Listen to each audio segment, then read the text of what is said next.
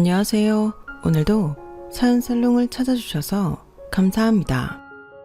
저는 올해로 39이 된 여성입니다. 이 나이쯤 되면 보통은 결혼을 한 지 좀 됐겠구나 싶으시겠지만 결혼은 작년에야 겨우 했네요. 제 나이 또래 친구들이 저보다 훨씬 일찍 결혼을 했다 보니 이 사실을 밝히면 다들 왜 결혼을 그렇게 늦게 했냐고 물어보시는데 많은 이유가 있겠지만 그중 하나는 성인이 되고 나서부터 재작년 때까지만 해도 정말 워커홀릭이라고 불릴 정도로 일만 하면서 살았던 것 같아요. 저는 남들보다 빠르다면 빠르고 느리다면 느리게 제 진로를 정했거든요.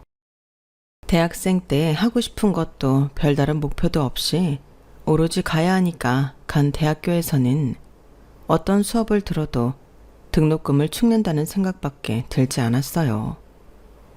그래서 신입생 시절 내내 고민만 하다가 어느 날 갑자기 이렇게 살아선 안 되겠다는 생각이 들어 돌연 자퇴를 하고 1년 동안 하고 싶은 걸 찾다가 선택한 게 개발자의 길이었어요. 어릴 때부터 게임 개발에 관심이 있었거든요. 남들보다는 좀 늦은 감이 있다는 생각은 했지만 그때부터 열심히 공부를 했어요. 학력이 학력이었다 보니 처음부터 좋은 곳에 취직한 건 아니었고 스타트업에 취직해 일을 시작했는데 어쩌다 보니 초창기 멤버가 되어서 회사를 키우느라 정말 고생을 많이 했어요. 그래도 힘들게 취직한 만큼 다른 곳에 가고 싶은 생각은 없었고 하루하루 회사와 같이 성장하는 느낌이 성취감도 들고 좋더라고요. 그러다 보니 제 개인적인 시간을 가질 시간은 적었고 회사 일에 많은 시간을 투자하게 됐어요. 자연히 연애를 할 시간은 없었고 대신 성과를 어느 정도 올리게 되니 대표님과 사이가 돈독해졌어요.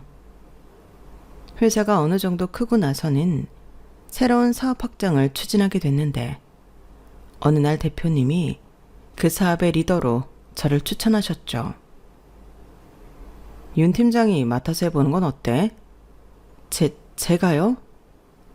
능력 있고 사람들도 잘 따르잖아. 열정도 있고. 왜?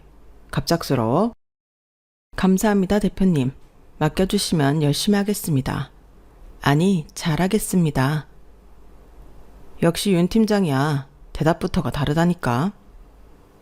대표님이 맡긴 건 당시 유행하던 10대에서 30대 타겟의 심리 테스트 컨텐츠였는데 평소 저도 관심 있던 분야라서 일을 맡게 되니 그동안 해왔던 일보다 더 재밌더라고요. 노력하는 사람도 즐기는 사람은 못 이긴다고 팀원들과 협업하여 재미있는 컨텐츠를 고민하고 개발하다 보니 어느새 사람들이 이름만 들으면 다 알 정도로 인지도가 생겼어요. 광고가 많이 붙으면서 수익이 극대화됐고 회사에서는 저희 팀의 성과를 높게 쳐줘서 30 중반에 임원직까지 오르게 됐네요.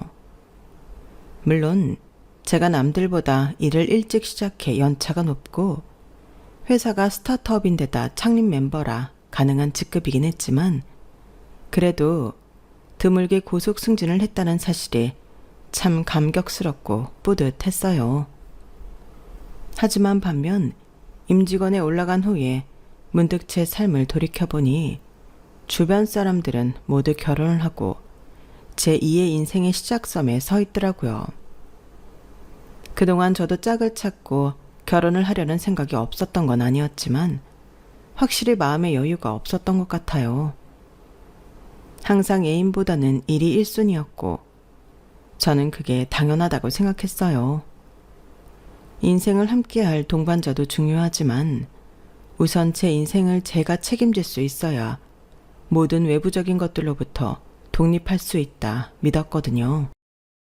그런데 막상 어느 위치까지 올라가 보고 나니 외로운 느낌이 들더라고요. 예전에는 저에게 사람도 좀 잘 만나고 결혼도 슬슬 생각해보라고 했던 친구들은 정신 차려보니 다들 아이 낳고 자신의 가정을 꾸려 충실하고 안정된 삶을 살고 있었어요. 어머, 화영이 언제 이렇게 컸어? 시간 참 빠르다. 그치, 이제 막 걸어다니고 말도 한다. 요즘 난 진짜 애 보는 맛으로 살아. 남편도 그래. 우리 애 안 낳았으면 어쩔 뻔했냐고. 이런 행복을 모르고 살았을 걸 생각하면 아찔하다니까.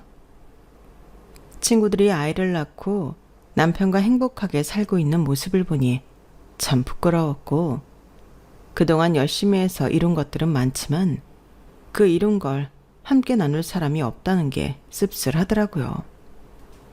그런데 저는 또 한 번 뭔가에 꽂히면 그걸 맹목적으로 쫓아서 해내는 성향인지라 더 늦기 전에 결혼을 해야겠다고 마음을 먹고 나서는 말 그대로 돌진하듯이 소개팅을 했어요. 30 중반이라 그렇게 자리가 많지는 않았지만 그래도 닥치는 대로 받았죠.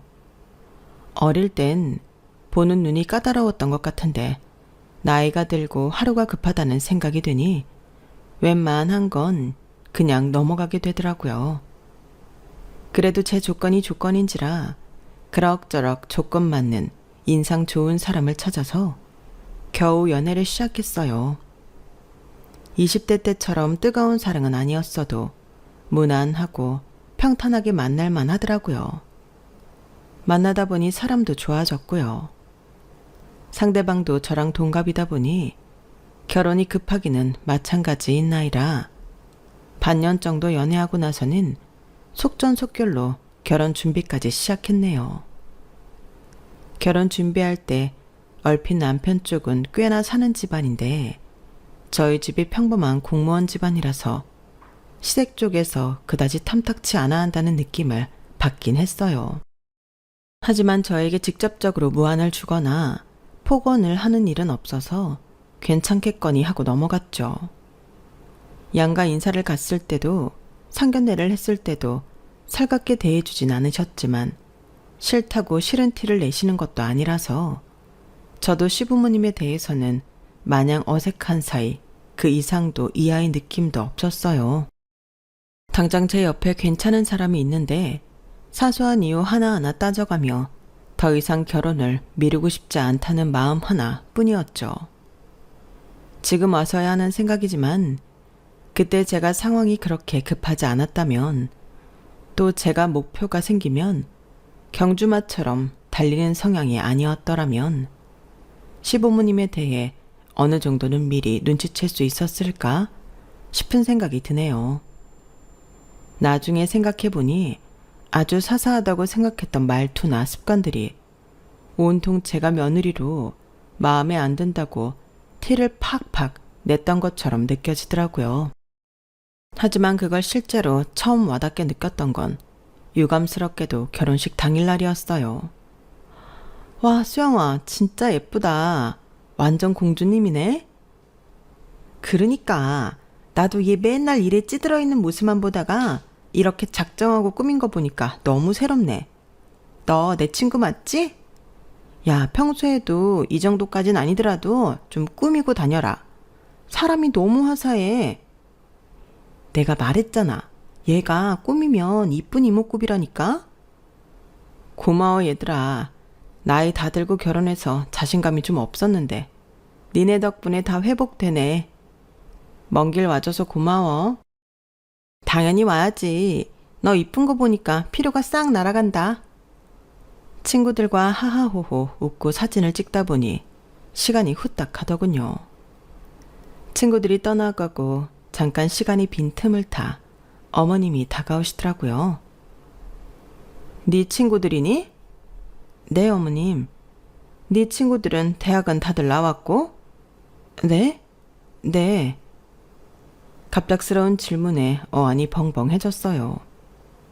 네 친구들 대학 나왔냐는 얘기가 결혼식 당일날 신부가 들을 만한 질문은 아니잖아요. 이런 얘기를 들으면 바로 받아치지 뭐했냐는 소리 나오시겠지만 막상 당해보면 너무 어이가 없고 무슨 상황인지 바로 상황 파악이 안 돼서 머릿속이 새하얘지더라고요. 그래서 저도 대처를 한 박자 늦게 했어요. 어머님, 근데 갑자기 그건 왜요? 아니, 너만 대학 안 나온 건가 해서. 그러니까 그게 왜 궁금하신 건데요? 뭐? 얘 좀 봐라. CM이가 좀 물어볼 수도 있지. 뭘 그렇게 예민하게 되묻고 그래? 네 친구들은 너랑 다르게 세련돼 보여서 그런다. 네? 지들이 더 세련되게 하고 와서는 촌스러운 웨딩드레스 입은 친구 보고 공준이 어쩌니 하는 거 보니까 좀 이상해 보이잖니. 쟤네도 대학을 안 나와서 안목이 없는 건가 했는데 옷차림을 보면 또 그런 것 같지는 않고 그래서 물어본 건데 왜? 내가 못할 질문했니? 어머님. 순간 머리 끝까지 화가 차올랐다가 금방 식혔어요. 어머님이 저에게 그렇게 적대적인 태도를 보인 것도 여태껏 처음이었고 여기서 화를 냈다가는 저만 손해라는 사실을 누구보다 잘 알았으니까요. 지금 생각해도 그 대처는 현명했던 것 같네요. 결혼식 당일날 신부 대기실에서 시모와 싸우고 있는 신부의 모습이라니 생각만 해도 너무 끔찍하지 않나요? 아무튼 욱하는 위기는 잘 넘겼지만 그렇다고 제 기분이 나아질 리는 없었어요. 어머님이 이런 분인지조차 몰랐거든요. 결혼 준비하면서 어머님을 자주 뵙지 못하긴 했어요. 결혼 준비를 남들보다 좀 급하게 하다 보니 시간이 촉박하기도 했지만요. 제가 결혼식 당일 전까지 어머님을 뵌 건 딱 3번이었어요. 양가 부모님 인사드리러 갈 때와 상견례 때, 그리고 웨딩드레스를 고르러 갈 때요. 원래는 친정 엄마께서 꼭 따라오고 싶다고 하셨었는데 갑작스럽게 시어머니가 오신다고 하셔서 조금 불편하게 느끼신 친정 엄마께서 안 오시게 됐고 저랑 남편 그리고 시어머니 셋이서 웨딩드레스 투어를 가게 됐어요. 그때 어머님께서 지나가듯 너는 참 얼굴 보기가 힘들다 라는 말씀을 하셨는데 어머님의 갑작스러운 공격을 받고 나니 문득 그 일이 떠오르더라고요. 그땐 솔직히 드레스에 정신이 팔려있기도 했고 그 후로 별 말씀 없으셔서 그렇게 어물쩡 지나갔었어요. 그걸 잘 넘기고 나서가 진짜 문제였죠. 드레스 몇 벌 입어보고 그중에 마음에 드는 걸 추려내는 과정에서 어머님과 약간의 충돌이 있었어요. 예비 신부라면 다들 웨딩드레스 로망은 하나씩 있으실 텐데 제 로망은 팔뚝이 드러나는 튜브탑 드레스였어요. 그 드레스에 잘 어울리는 몸을 만들기 위해서 드레스 투어 전날까지도 열심히 상체 운동과 팔뚝 운동을 했을 정도로 저에게는 정말 꼭 입고 싶은 드레스였죠. 누군가는 드레스 많은데 꼭 그 디자인이어야 하나 할 수도 있겠지만 그동안 이날만을 위해 운동해온 만큼 저는 꼭 입고 싶었어요. 고생한 보람있게 입었을 때 아주 예쁘게 잘 맞더라고요. 남편 반응도 제일 좋았고요. 와, 여보, 진짜 너무 잘 어울린다. 다른 것도 예쁜데 이게 딱 당신 드레스 같아. 그치, 이걸로 할까? 나도 이것보다 더 마음에 드는 드레스는 없을 것 같은데. 좋지, 잘 어울리는데. 당신 마음에 제일 드는 걸로 해야지.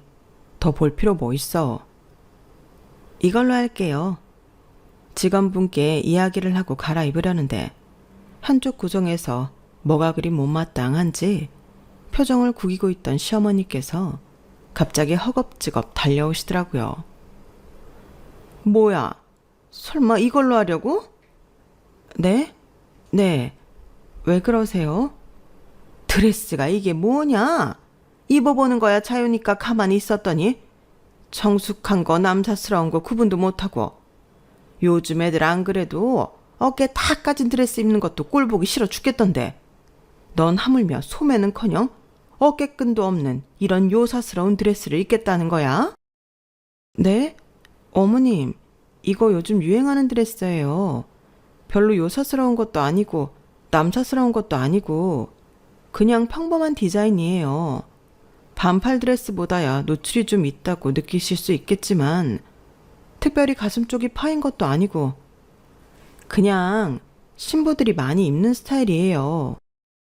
많이 입기는 너 내 나이가 되면 결혼식을 얼마나 많이 가는 줄 알기나 하고 하는 말이니? 이렇게 아무것도 없는 드레스 입고 결혼하겠다는 사람은 처음 본다. 예, 이럴 거면 이불로 몸을 둘둘 감싸고 결혼하지 그러니? 별로 다를 것도 없어 보이는데. 엄마, 무슨 말씀을 그렇게 하세요. 예쁘기만 한데. 너는 네 마누라니까 이뻐 보이겠지. 온 집안 어른들 다 참석하는 자리에 저러고 오면 세상 어떤 어른이 달갑게 봐? 결혼식이 젊은이들끼리 하는 파티면 나도 아무 말 안 한다. 이건 집안 어른들도 다 참석하는 행사니까 내 말 듣는 게 나아. 웬만하면 아까 맨 처음에 입었던 반팔 드레스로 해라. 내가 뭐 목까지 꽉 막혀있는 긴팔 드레스 입으라는 소리가 아니잖니. 이 정도는 양보할 수 있지 않니? 순간 숨이 꽉 막힌 듯 답답한 기분이 들었지만 애써 웃는 얼굴로 대답을 했어요. 어머님, 다른 건 다 양보해도 어떻게 웨딩드레스를 양보해요. 결혼식은 그래도 신부가 주인공인 날이잖아요. 이날만큼은 제가 원하는 거 있게 해주세요. 평소에 어머님이나 어른들 뵈러 갈 땐 당연히 단정하게 입죠. 한 번뿐인 결혼식인데 제 소원 좀 풀게 해주세요. 아니, 고작 그런 거 입는 게 네 소원이냐? 네, 다른 건 다 어머님 하자는 대로 해드릴게요. 드레스만큼은 그러려니 해주세요. 그래, 엄마. 엄마가 괜히 민감하게 구는 거라니까. 저 정도는 요즘 어딜 가나 다 입는 거야. 그러니까 내가 그냥 따라오지 말고 집에 있으라고 했잖아요. 오면 괜히 이리저리 간섭하고 싶지. 엄마 때문에 장모님은 딸 드레스 여러 벌 입어보는 거 구경도 못 하셨는데 원하는 드레스도 못 입게 하면 되나. 다행히 남편이 제 편을 잘 들어줘서 큰 갈등은 없었어요. 어머님은 남편의 말에 심기가 불편한 듯 헛기침 몇 번 하시고는 마음대로 해라. 마음대로들 해. 하고는 자리를 뜨셨거든요. 그렇게 가버리시니 제 마음이 편하진 않았지만 자신이 알아서 잘 달래보겠다는 남편의 말에 더는 신경을 쓰지 않았고 그 뒤로 결혼식 날 뵙게 된 거였어요. 제 입장에선 다 잘 해결된 줄 알았는데 어머님께서 하필 저렇게 결혼식 당일날 일부러 그러시듯 제 신경을 긁는 말씀을 하시니 기분이 몹시 상할 수밖에 없었죠. 하지만 결혼식이 시작되고 나니 기분 나빴던 건 싹 잊혀졌어요. 눈물이 글썽글썽한 저희 부모님 얼굴을 보니 나빴던 감정은 싹 사라지더라고요. 사랑하는 사람들의 축하 속에서 버진로드를 걷고 행복한 감정에 취해 있다가 결혼식이 다 끝나고 나서야 시어머니의 얼굴이 다시 제대로 보였어요. 기분 탓인지는 몰라도 그때 저를 바라보던 어머님의 표정은 아직까지 잊혀지지 않을 정도로 냉랭했어요. 어머님과 대놓고 싸운 것도 아닌데 저를 저렇게 대하는 이유를 도저히 모르겠더라고요. 만난 것도 손에 꼽아서 어머님과 제 사이에 에피소드라고는 고작 드레스샵에서 있었던 일이 전부인데도요. 그래서 신혼여행을 가는 비행기 안에서 남편에게 슬쩍 물어봤죠. 여보, 근데 어머님이 나 별로 안 좋아하셔? 응? 갑자기 그게 무슨 소리야? 아니, 그전까지는 몰랐는데 어머님이 오늘 이상한 소리를 좀 하셔서. 그리고 나 보시는 눈도 좀 차가운 것 같고. 이상한 소리? 무슨 소리?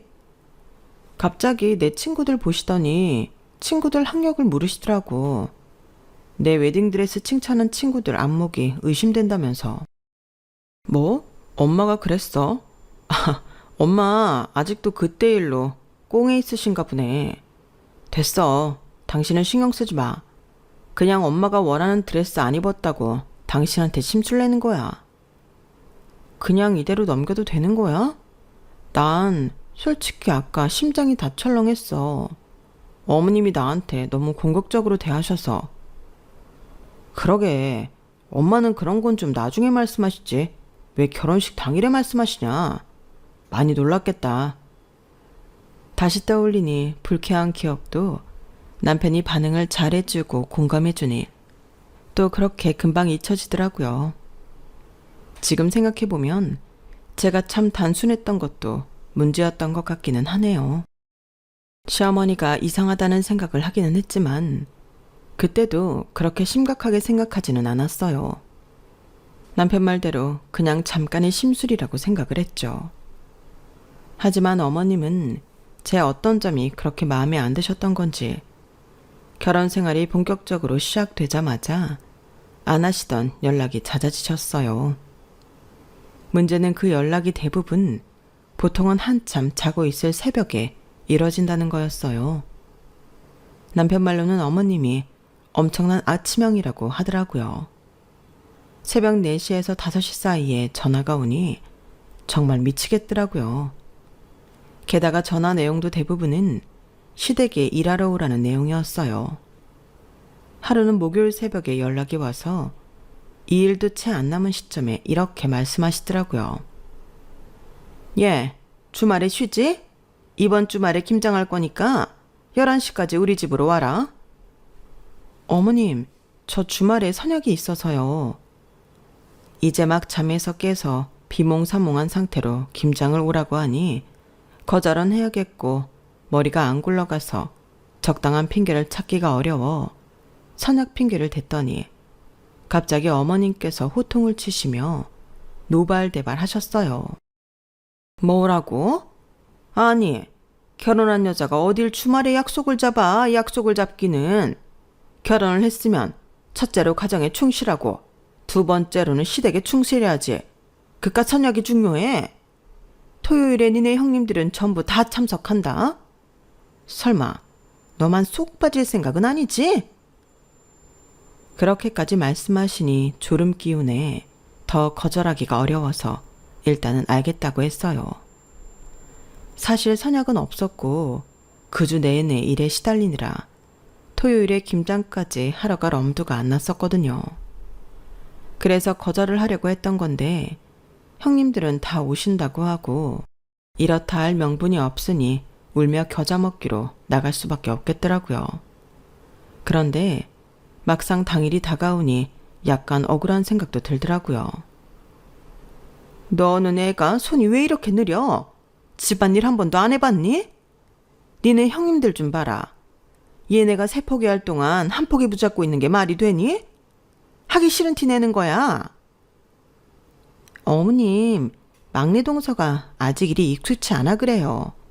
하다 보면 속력이 붙겠죠. 처음이니까 너무 다그치지 마시고 봐주세요. 첫째 형님께서 저를 나무라시는 시어머님을 진정시켜 주시는데 속에서 뭔가 울컥하더라고요. 저희 남편은 삼형제 중 막내여서 제 위로 2명의 형님이 계셨는데 두 분 다 전업주부셨거든요. 결혼한 지도 오래되셨고 집안일이나 요리 등의 가사일이 저보다 훨씬 능숙하실 수밖에 없었어요. 솔직히 말하면 저는 20대를 전부 일에 열정을 쏟아붓느라 집에서 할 줄 아는 일은 많지 않았고 결혼하고 나서도 하나하나 부딪히며 배운다는 느낌으로 하고 있었거든요. 김장도 저희 집에서는 잘 안 해먹고 사먹는 분위기라 경험이 많이 없어서 당연히 형님들과 속도 차이가 날 수밖에 없다는 생각이 들었어요. 그런데 마치 저를 쓸모없는 사람을 취급하시는 걸 보니 문득 서럽더라고요. 그래도 결혼을 했으면 여자가 일을 이 정도는 할 줄 알아야지. 어디 가서 저렇게 일하고 오면 욕먹는다. 막내 똥처는 회사 일을 하잖아요. 그동안 집안일 배울 시간이 없었을 거예요. 저희가 더 빨리 하면 되죠. 안 그래 동서? 감사하게도 형님들께서 저를 열심히 보호해 주셨지만 어머님께는 딱히 씨알도 먹히지 않는 듯 했어요. 어머님은 제가 일하는 내내 옆에 붙어서 갈구셨고 마지막에 김장한다고 고생했다고 삶은 수육도 제 접시에는 콩알만큼만 덜어주시더라고요. 고생들 했다. 고생한 만큼 담았으니까 열심히 일한 사람은 많이 먹고 적게 일한 사람은 적게 먹어라. 원래 그게 맞는 거야. 순간 저도 모르게 표정이 어두워졌지만 형님들이 어색한 미소로 분위기를 적당히 넘긴 뒤 어머님이 보시지 않는 틈을 타 저에게 고기를 더 덜어주시더라고요. 너무 맛있다. 그치 동서? 고생했으니까 많이 먹어. 어머님이 좀 괴팍하시지? 동서가 좀 그러려니 하고 이해해. 어머님 원래 저러세요? 저는 솔직히 너무 당황스러워서요. 그러게 동서는 직장인이니까 우리보다 못하는 게 당연한데 우리도 사실은 시집 처음 왔을 때 일 못해서 어머님한테 엄청 혼나면서 배웠어. 우리 둘은 시집 온 시기가 거의 비슷해서 같이 혼나면서 배웠다지만 동서는 전업주부가 아니니까 딱히 그럴 필요도 없을 것 같은데 왜 그러실까? 이런 대화를 하면서도 개인적으로 좀 답답했던 건 형님들이 착해도 너무 착하고 순하다는 거였어요.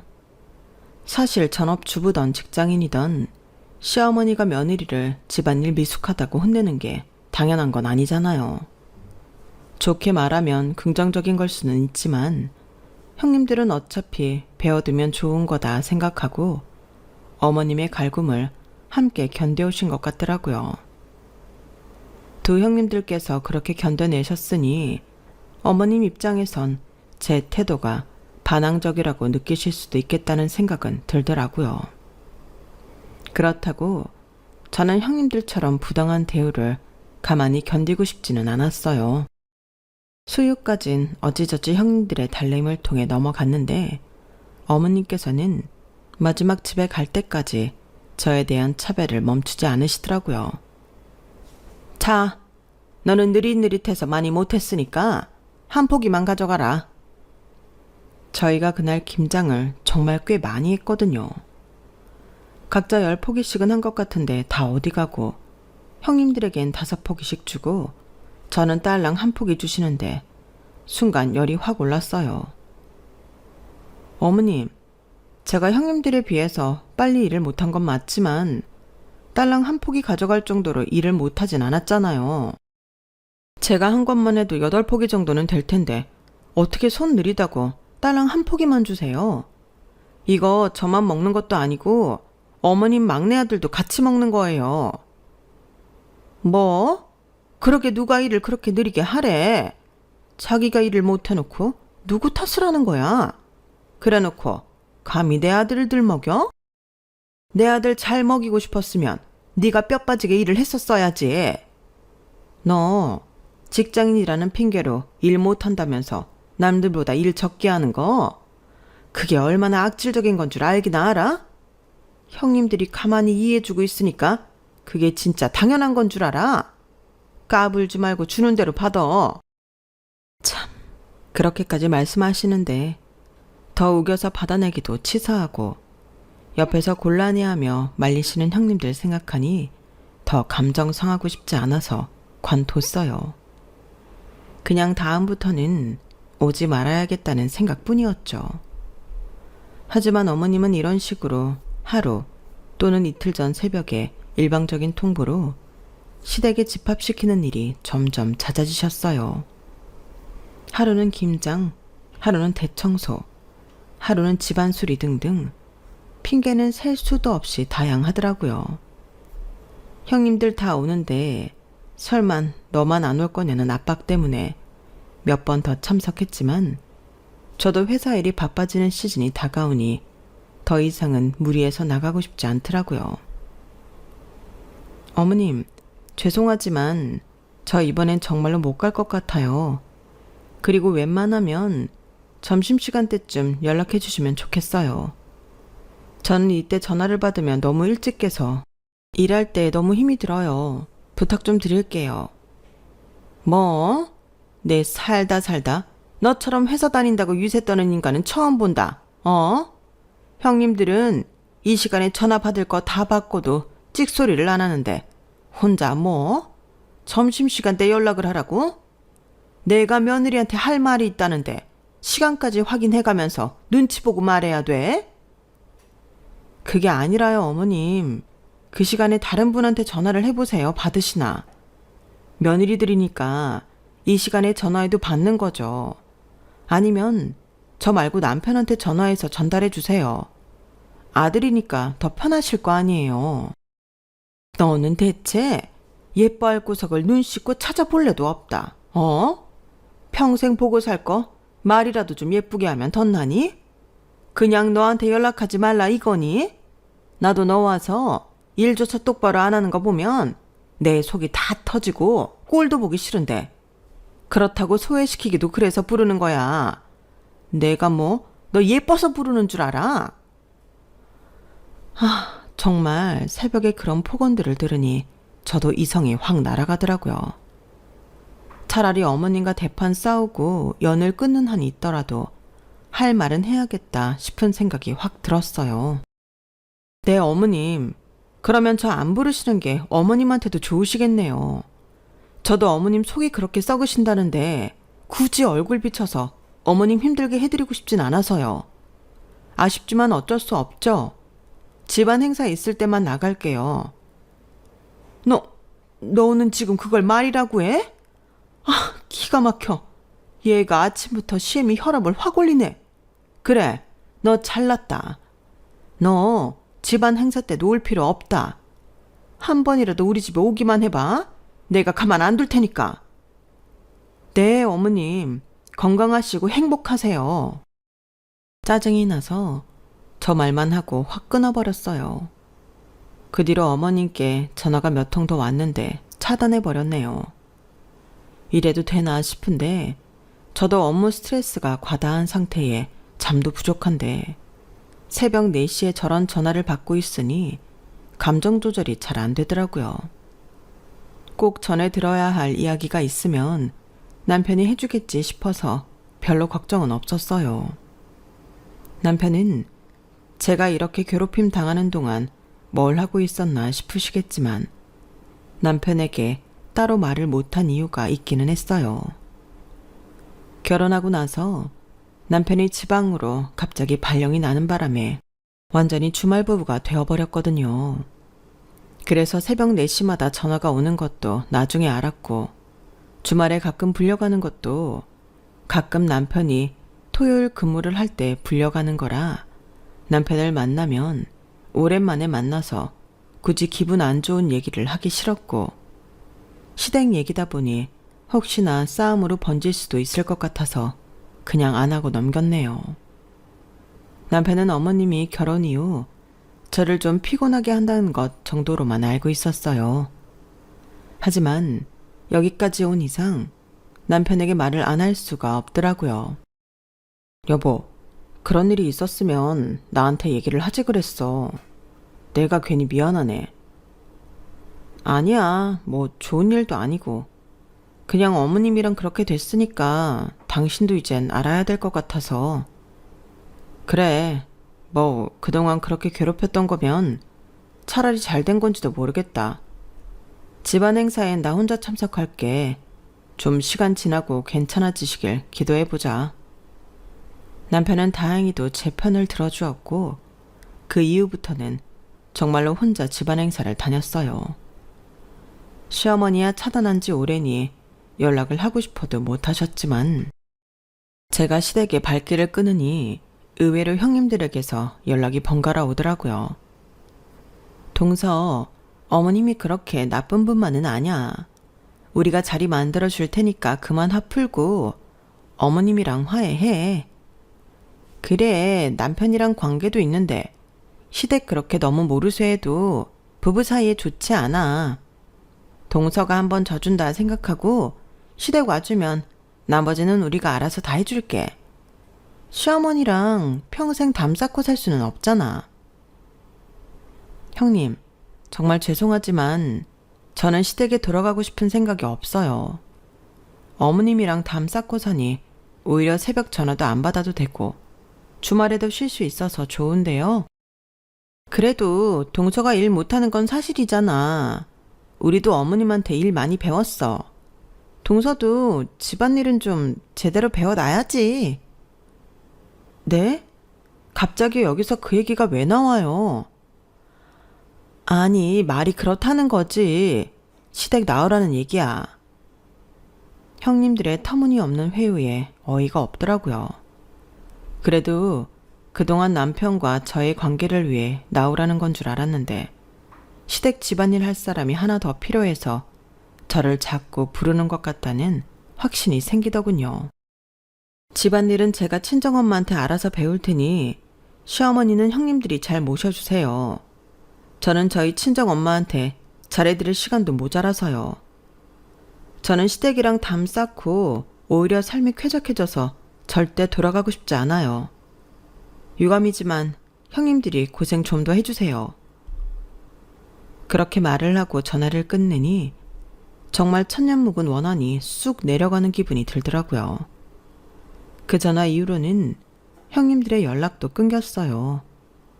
형님들은 좋은 분들은 맞았지만 정말 답답해도 너무 답답해서 저랑 결이 맞는 분들은 아닌 것 같더라고요.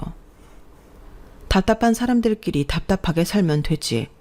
왜 괜히 속마음 제대로 숨기지도 못할 거 저까지 끌어들이려고 했다가 들어서 좋을 거 없는 소리 기어이 듣고 마는 건지 참 끝까지 심란하더라고요.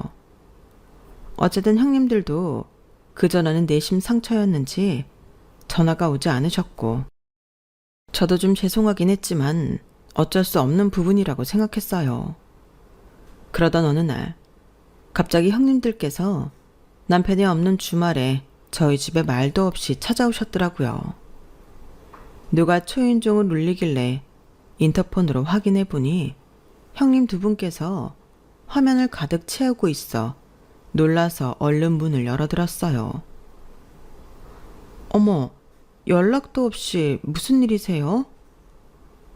내가 며느리 보러 오는데 연락도 미리 해야 되니? 어차피 넌 나 차단했잖니. 이 못돼 처먹은 거사. 갑자기 형님들 사이로 시어머니가 불쑥 튀어나오셔서 정말 기절초풍할 뻔했네요. 어머님이 몸집이 왜소하셔서 전혀 안 보였거든요. 어머님, 여긴 웬일이세요?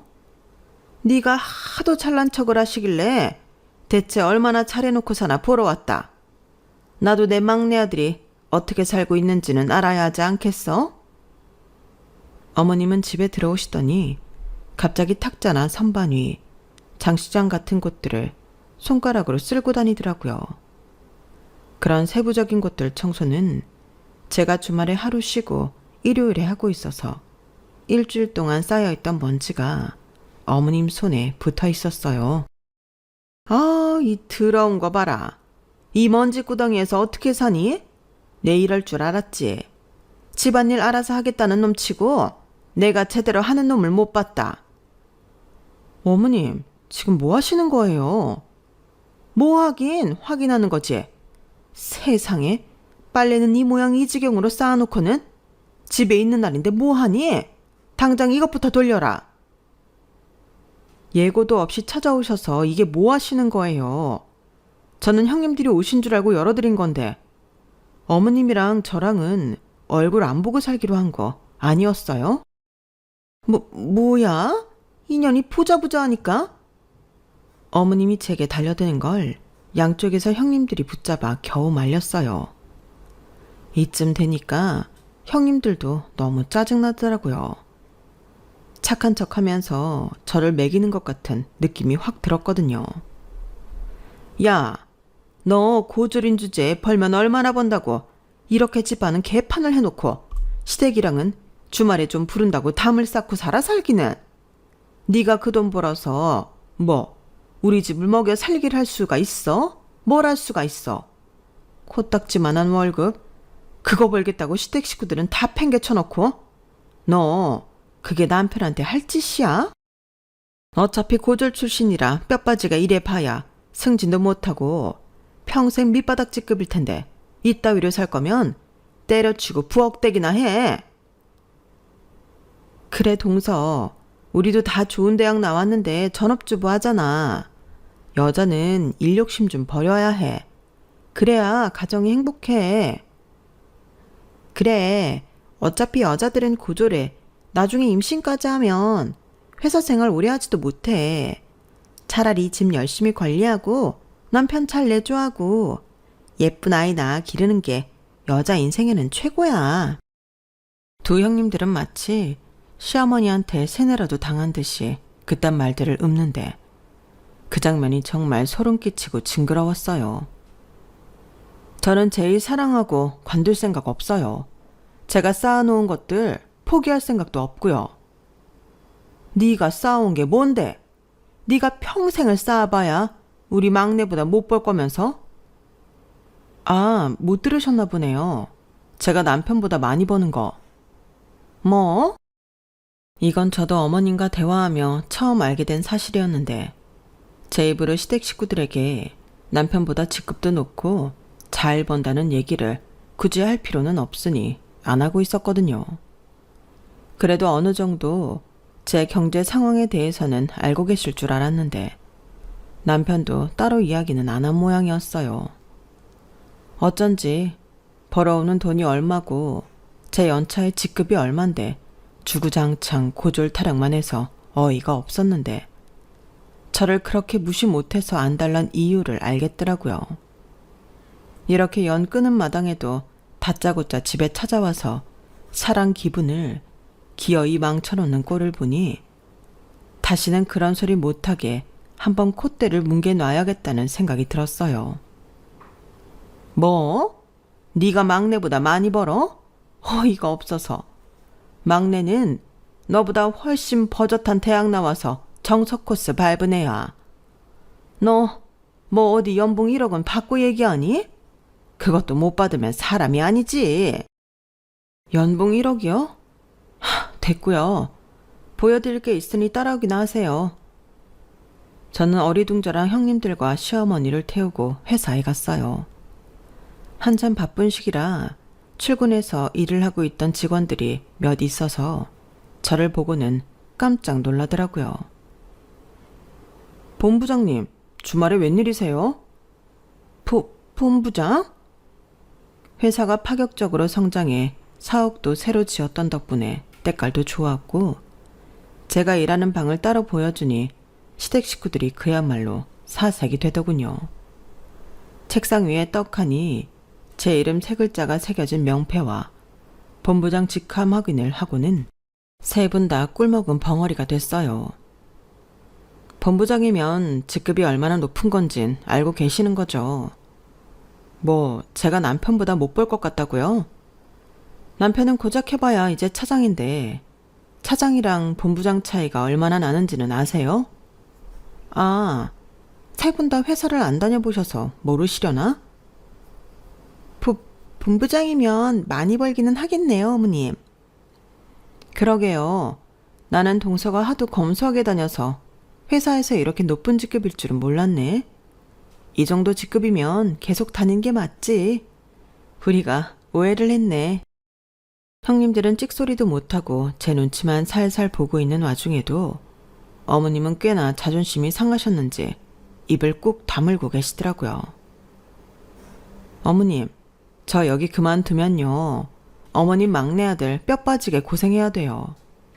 어머님 아들이 편하게 사는 게 다 제가 열심히 일해서 그래요.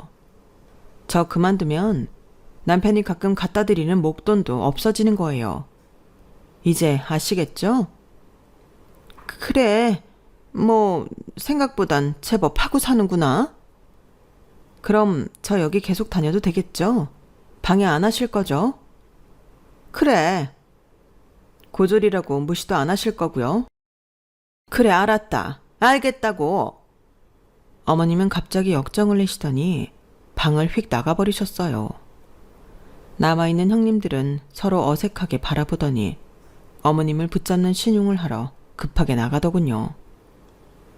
어머님 어디 가세요? 셋 다 벙쪄서 저러고 있는 꼴을 보니 정말 기가 막히고 어이가 없어서 뒤늦게 웃기더라고요. 그날 이후로는 정말로 연락이 싹 끊겼어요. 형님들한테 마저도요. 굳이 이렇게까지 해야 되나 싶기도 하지만 이렇게라도 하지 않았으면 아직도 시달렸을지도 모른다고 생각하면 아찔하네요. 사람을 학력만 보고 무시하더니 차라리 잘 됐어요.